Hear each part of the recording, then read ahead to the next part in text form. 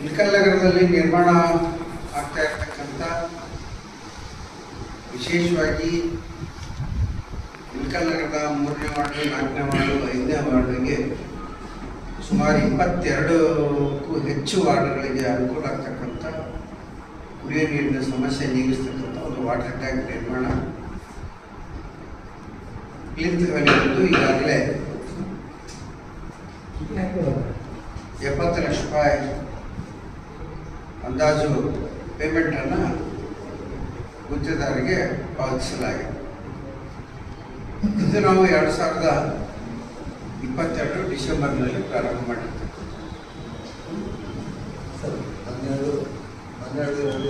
February 12/2/2023 ನಾವು ಪ್ರಾರಂಭ ಮಾಡಿದ್ದೀವಿ.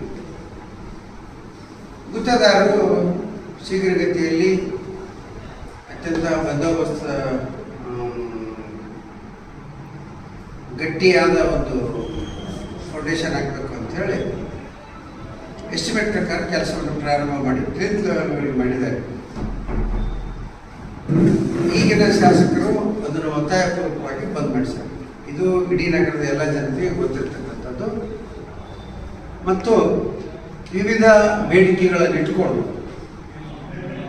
ಸ್ಲಮ್ ನಿವಾಸಿಗಳಿಗೆ ಹಕ್ಕುಪತ್ರ ನೋಂದಣಿ ಮಾಡೋದು ಬಂದ್ ಮಾಡ್ಯಾರ. ಹಾಗೆಯೇ ನಾವು ಹಲವಾರು ಸಮಾಜಗಳಿಗೆ ST ಸಮಾಜ ಇರ್ಬೋದು, SCPTSP ಯೋಜನೆಯಲ್ಲಿ ಮಾನ್ಯ ಮುಖ್ಯಮಂತ್ರಿಗಳ ಅಮೃತ ನಗರೋತ್ಥಾನ ಯೋಜನೆಯಲ್ಲಿ ಸರ್ಕಾರದಿಂದ ಹಣವನ್ನು ಅವರಿಗೆ ಮಂಜೂರು ಮಾಡಿಸಿತ್ತು. ಆ ಸಮುದಾಯಗಳ ಹಣವನ್ನು ಬೇರೆ ಕಡೆ ವರ್ಗಾವಣೆ ಮಾಡಲಿಕ್ಕೆ ಹೋಗ್ತಾ ಇದ್ದೀವಿ. ಇವೆಲ್ಲವುಗಳನ್ನು ಒತ್ತಾಯಿಸಿ ಒಂದು ಹೋರಾಟವನ್ನು ಇವತ್ತು ಮಾಡಬೇಕಂತೇಳಿ ನಾವು ಮಾಡಿದ್ವಿ. ನಿನ್ನೆ ದಿವಸ ನಾನು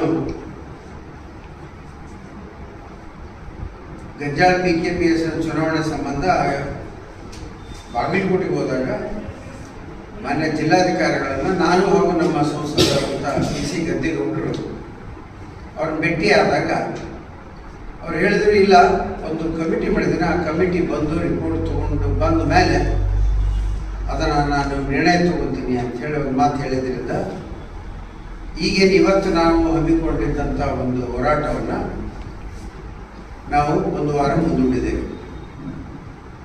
ಈ ಮಧ್ಯದಲ್ಲಿ ಪೊಲೀಸರು ಕೂಡ ಈ ಪೊಲೀಸ್ ಇಲಾಖೆ ಹೇಗಾಗಿದೆ ಅಂದರೆ MLA ಕೈಗೊಂಬೆ ಆಗಿದೆ. ಯಾವ ರೀತಿ ಅಂದ್ರೆ ಒಂದು ಪ್ರಜಾಸತ್ತಾತ್ಮಕ ವ್ಯವಸ್ಥೆಯಲ್ಲಿ ಹೋರಾಟ ಮಾಡಲಿಕ್ಕೆ ಪರ್ಮಿಷನ್ ಕೊಡಬೇಕಾದ್ರೆ 3 ದಿವಸ ಡೇಟ್ ಸಾಕು. ಆಮೇಲೆ ನೀವು ಅಲ್ಲೇ ಮಾಡಿ ಒಂದೇ ಕಡೆ ಮಾಡ್ರಿ ಅನ್ನೋ ಒಂದು ಕಂಡೀಷನ್ಗಳಾಗ್ತಕ್ಕಂಥ. ಆದ್ದರಿಂದ ಪ್ರಜಾಸತ್ತಾತ್ಮಕ ವ್ಯವಸ್ಥೆಯಲ್ಲಿ ಜನರ ಬೇಡಿಕೆಗಳನ್ನು ಕೀರೋದಕ್ಕೆ ಇರೋದು ಒಂದೇ ಯಾವುದು ಹೋರಾಟ ವ್ಯವಸ್ಥೆ. ನಮ್ಮಲ್ಲಿರೋದೇನು ಹೋರಾಟ. ಆ ಹೋರಾಟವನ್ನು ಕೂಡ ಹತ್ತಿಕ್ಕತಕ್ಕಂಥ ಕೆಲಸವನ್ನು ಪೊಲೀಸರ ಇಲಾಖೆ ಮಾಡ್ತಾ ಇದ್ದೇವೆ. ನಾ ಎಲ್ಲ ಮೇಲಾಧಿಕಾರಿಗಳಿಗೆ ಮಾತಾಡಿದ್ದೀನಿ. ಪೊಲೀಸ್ ಇಲಾಖೆಯವರು ತಮ್ಮ ಕರ್ತವ್ಯವನ್ನು ಬಿಟ್ಟು ಶಾಸಕರ ಅಣತಿಯಂತೆ ನಡೆಸ್ಕೊಳ್ತಕ್ಕಂಥ ಈ ಸಂದರ್ಭದಲ್ಲಿ ನಾನು ಪೊಲೀಸರಿಗೆ ಒಂದು ಕಿವಿ ಮಾತನ್ನು ಹೇಳಲಿಕ್ಕೆ ಬಯಸ್ತೇನೆ. ಯಾವತ್ತೂ ಕೂಡ ನೀವು ಸಾರ್ವಜನಿಕರ ಸೇವೆಯನ್ನು ಮಾಡಲಿಕ್ಕಂತಲೇ ನೀವು ನಿಮ್ಮ ಒಂದು ಈ ಒಂದು ನೌಕರಿಗೆ ಬಂದಿರತಕ್ಕಂಥದ್ದು. ಅದು ಬಿಟ್ಟು ನೀವು ಶಾಸಕ ಏನು ಹೇಳ್ತಾರೆ ಅಂದ್ರೆ ಅಂತ ಕೊಡಿದ್ರೆ ಈಗ ನಗರದಲ್ಲಿ ಏನಾಗ್ತಾ ಇದೆ, ಪ್ರತಿನಿತ್ಯ ಕಳವಳಾಗ್ತಾ ಇದ್ದಾರೆ. ಏನು ಕ್ರಮ ತಗೊಂಡ್ರಿ ನೀವು? ಜೂಜಾಟದ ಕೇಂದ್ರಗಳು ರಾಜಾಸ್ತಿದೆ ಇದ್ದಾವೆ. ಇನ್ಸ್ಪೆಕ್ಟರ್, OC ಹೀಗೆ ಅನೇಕ ಜೂಜಾಟಗಳು ಕೂಡ ಈ ನಗರದಲ್ಲಿ ನಡೀತಾ ಇದೆ. ಅವನ್ನೆಲ್ಲ ಹತ್ತಿಕ್ಕೋದನ್ನು ಬಿಟ್ಟು ಪ್ರಜಾಸತ್ತಾತ್ಮಕವಾಗಿ ಹೋರಾಟ ಮಾಡ್ತೀವಿ ಅಂದ್ರೆ ಅದನ್ನು ಹತ್ತಿಕ್ಕಕ್ಕೆ ಕೊಟ್ಟಿದ್ದೇವೆ ನೀವು ಪೊಲೀಸ್ ಇಲಾಖೆಯವರು. ನಿಮ್ಮ ಕರ್ತವ್ಯ ಪ್ರಜ್ಞೆಯನ್ನು ಒಮ್ಮೆ ಆತ್ಮಸಾಕ್ಷಿಯಾಗಿ ನೆನಪು ಮಾಡಿಕೊಳ್ಳಿ. ನಾವೇನು ಹೋರಾಟ ನಿಲ್ಲಿಸಲ್ಲ, ಯಾಕಂದ್ರೆ ಡಿ ಸಿ ಅವರು ಮನವಿ ಮಾಡಿದ್ದಾರೆ ಅಂತೇಳಿ ಇದೊಂದು ವಾರ ಮುಂದೂಡಿದ್ವಿ ಅಷ್ಟೇ. ಮತ್ತು ನಾಳೆ ಹೋಗ್ತೀನಿ ನಾನು, ಇವತ್ತು ಬೆಂಗಳೂರಿಗೆ ಹೋಗಿ ಅಸೆಂಬ್ಲಿಯಲ್ಲಿ ಕೂಡ ಇದರ ಬಗ್ಗೆ, ಯಾಕಂದರೆ ಇಲ್ಲಿ ತಾಲೂಕಿನಲ್ಲಿ ಹೋರಾಟಕ್ಕೆ ಪೊಲೀಸರು ಅನುಮತಿ ಕೊಡಲಿಕ್ಕೆ ಇಷ್ಟು ತೊಂದರೆ ಕೊಡ್ತಾ ಇದ್ದಾರೆ ಅಂತೇಳಿ ಒಂದು. ಎರಡನೇದ್ದು, ಈ ಕ್ಷೇತ್ರದ ಶಾಸಕ ಮಾತಾಡ್ತಿದ್ರೆ ದಮ್ಮು ತಾಕತ್ತು ಅಲ್ಲೇ ಸ್ಟೇಜ್ ಮೇಲೆ ನಿಂತು ಕುಣಿತಾನೆ. ಈ ದಮ್ಮು ತಾಕತ್ತಿದ್ದವ ಚುನಾವಣೆಯಲ್ಲಿ ಅನ್ಯ ಮಾರ್ಗದಿಂದ ಮೋಸ ಮಾಡಿ PKPS ಅಭ್ಯರ್ಥಿಗಳನ್ನ ಆಯ್ಕೆ ಮಾಡಿಕೊಂಡು ತಾನು DCC ಬ್ಯಾಂಕಿಗೆ ಹೋಗೋದು ಮಾಡ್ಯಾರ. ಯಾವ ರೀತಿ ಮೋಸ ಅಂದ್ರೆ, ನಾಚಿಕೆ ಆಗಬೇಕು, ಮಾನ ಮರ್ಯಾದೆ ಏನಾದ್ರೂ ಇದೆಯಾ ಈ ಶಾಸಕನಿಗೆ? ಯಾಕೆ ಈ ಶಬ್ದ ಹೇಳ್ತಾ ಇದೀನಿ ಅಂದ್ರೆ, ನಿನ್ನೆ ದಿವಸ ಗಂಜಾಳ PKPS ಚುನಾವಣೆ ನಡೆಯೋದಿತ್ತು. ಮೊನ್ನೆ ದಿವಸ ಬೆಳಗ್ಗೆ 9 ಗಂಟೆಗೆ ಅದು ಮತದಾನ ಪ್ರಾರಂಭ ಆಗಬೇಕು. 8:15 ಒಳಗಡೆ ಹೋಗಿದ್ದಾರೆ. ಯಾರು ಹೋಗಿದ್ದಾರೆ? ಈ ಏಜೆಂಟ್ ಆಗೋರು ಮತ್ತು ಅಭ್ಯರ್ಥಿಗಳು 8:15 ಒಳಗಡೆ ಹೋಗಿದ್ದಾರೆ. ಆ ಸಂದರ್ಭದಲ್ಲಿ ಏನು ಮಾಡಿದ್ದಾರೆ, RO ರಿಟರ್ನಿಂಗ್ ಆಫೀಸರ್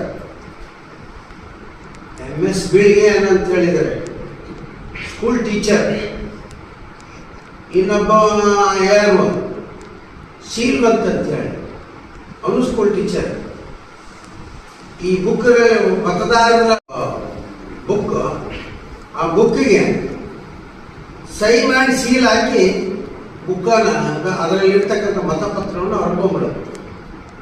ಹರ್ಕೊಂಡಾಗ ಅವ್ರು ಒಳಗಡೆ ಹೋದಾಗ ಅವ್ರು ಗಮನಿಸ್ತಾರೆ, ಯಾಕೆ ಹೇಳಕತ್ತಾರೆ ಈಗಲೇ ಅಂತೇಳಿ, ಏನು ಶುರುವಾಗಿಲ್ಲ ಅಂತೇಳಿ ಹಳಿಸಿ ಅವ್ರು ನೋಡಿದ ತಕ್ಷಣ ಈಗ ತೊಗೊಂಡು ಒಳಗಿಡ್ತಾರೆ.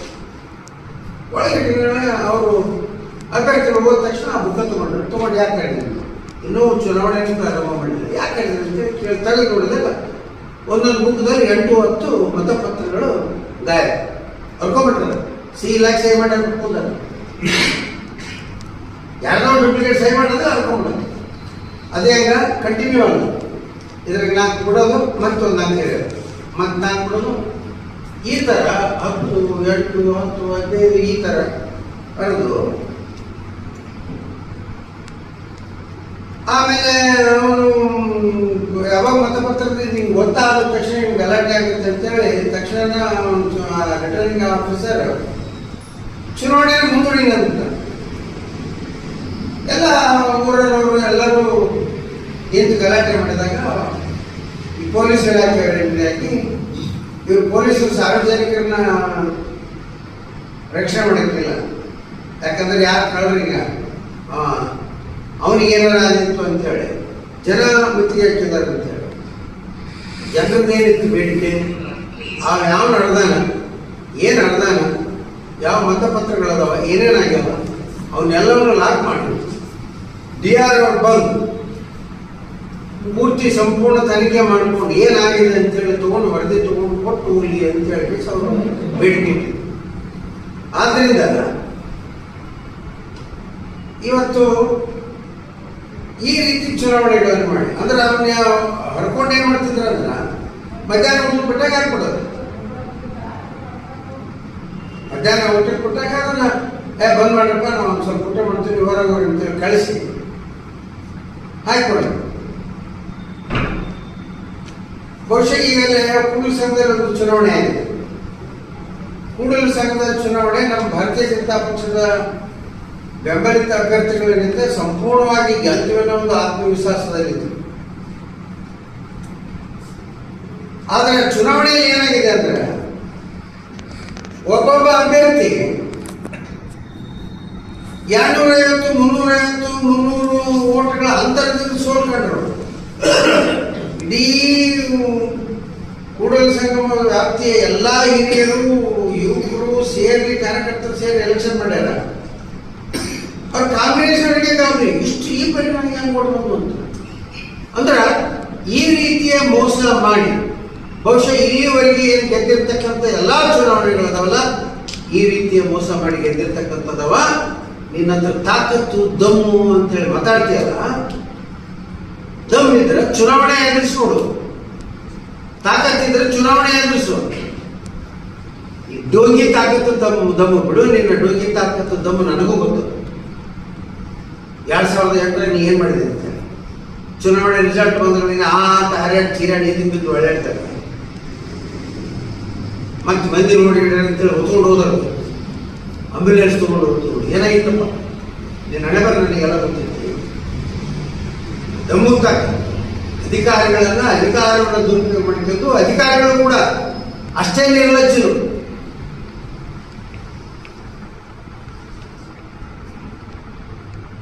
ಅಧಿಕಾರಿಗಳು ಕೂಡ ಅಷ್ಟೇ ನಿರ್ಲಜ್ಜರು. ಮನುಷ್ಯತ್ವ ಮಾನ ಮರ್ಯಾದೆ ಇದೆಯಾ ಈ ರೀತಿ ಮಾಡಲಿಕ್ಕೆ? ಆದ್ರಿಂದ ನಾನೀಗಾಗಲೇ ಮೇಲಾಧಿಕಾರಿಗಳು ಕೂಡ ಅವ್ರ ಮೇಲೆ ಕ್ರಮ ತೆಗೆದುಕೊಳ್ಬೇಕು, ಅವ್ರನ್ನ ಸಸ್ಪೆಂಡ್ ಮಾಡಬೇಕು ಅನ್ನೋ ಒತ್ತಾಯ ಮಾಡಿದ್ದೇನೆ. ನಿಮ್ಮ ಮಾಧ್ಯಮದ ಮುಖಾಂತರ ಕೂಡ ಸರ್ಕಾರಕ್ಕೆ ಒತ್ತಾಯ ಮಾಡಿದ್ದೇನೆ. ಈ ಎಲ್ಲ ಈಗಾಗಲೇ ನಡೆದಿರ್ತಕ್ಕಂಥ ಎಲ್ಲ ಚುನಾವಣೆಗಳನ್ನು ಕೂಲಂಕುಷವಾಗಿ ಮತ್ತೊಮ್ಮೆ ನೀವು ತನಿಖೆ ಮಾಡಬೇಕು, ತಪ್ಪಿತಸ್ಥರಿಗೆ ಶಿಕ್ಷೆ ಕೊಡಬೇಕು ಅನ್ನೋ ಒಂದು ಒತ್ತಾಯ ಕೂಡ ಮಾಧ್ಯಮಗಳ ಮುಖಾಂತರ ಮಾಡಲಿಕ್ಕೆ ಇಚ್ಛೆಪಡ್ತಾರೆ. ಆ ಕಾರಣದಿಂದ ಇವತ್ತು ಇಲ್ಲಿ ನಾನು ಆಗಲೇ ಹೋದವಾರ ಹೇಳಿದ್ದೆ, ತುಘಲಕ್ ದರ್ಬಾರ್ ನಡೆದಿದ್ದ. ಇದು ತುಘಲಕ್ ದರ್ಬಾರ್ ಮಧ್ಯೆ ಮತಪತ್ರ ಅಧಿಕಾರಿಗಳ ಕಡೆ ಮತಪತ್ರ ಹರಿಸಿಟ್ಕೊಂಡು ಆಮೇಲೆ ಡಬ್ಬೆಗೆ ಹಾಕೋದು ಇಂತ ಹೇಳಿತಾನೆ ಇದು ಹೇಳಿಗಳಿಂದ ಯಾರು ನಾನು ವೀರ ಶೂರ ದೂರ ಯಾರು ಮಾಡೋಕ್ಕಾಗಲ್ಲ. ಮತಪತ್ರ ಕಳುವು ಮಾಡಿ ಡಬ್ಬೆಗೆ ಹಾಕಿಡೋದೇನೆ ಇದು ಹೇಳಿತಾನ. ಇದು ಹೇಳಿಗಳು ಮಾಡ್ತಕ್ಕಂಥ ಕೆಲಸ. ಆ ಕಾರಣದಿಂದ ನಾನು ಹೇಳ್ತೀನಿ, ಇವತ್ತು ಸರ್ಕಾರ ಸಂಪೂರ್ಣವಾಗಿ ಭ್ರಷ್ಟಾಚಾರದಲ್ಲಿ ತೊಡಗಿದೆ.